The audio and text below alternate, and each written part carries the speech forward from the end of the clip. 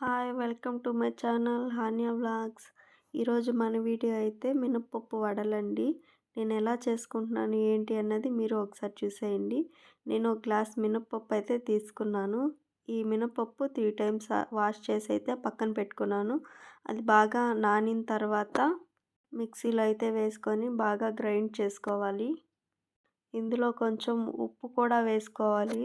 మనకి తగినంత అయితే వేసుకోవాలి. మిక్సీ వేసి అయిపోయిన తర్వాత బాండిని పెట్టుకొని ఇందులో అయితే ఆయిల్ అయితే వేసుకోవాలి. ఆయిల్ హీట్ అయ్యే లోపల మనం ఆనియన్స్ అయితే కట్ చేసుకొని మినప్పప్పు చేసి పెట్టున్నాం కదా, అందులో అయితే ఆనియన్స్ వేసి బాగా కలుపుకోవాలి. ఇప్పుడు ఆయిల్ హీట్ అయిన తర్వాత వడలు చేసి అందులో వేసుకోవాలి. ఇవి వడలు ప్రిపేర్ చేస్తూనే దీనికి కారం కూడా ప్రిపేర్ చేసుకోవాలి. దీనికి కావాల్సిన ఇంగ్రీడియంట్స్ అయితే ఎండుమిర్చి, టమోటో, ఆనియన్, జీలకర్ర, ఉప్పు అయితే వేసుకొని మిక్సీ పట్టుకోవాలి. మిక్సీ వేసేసాం కదా, ఇలా ఉంటుంది మిక్సీ వేసిన తర్వాత.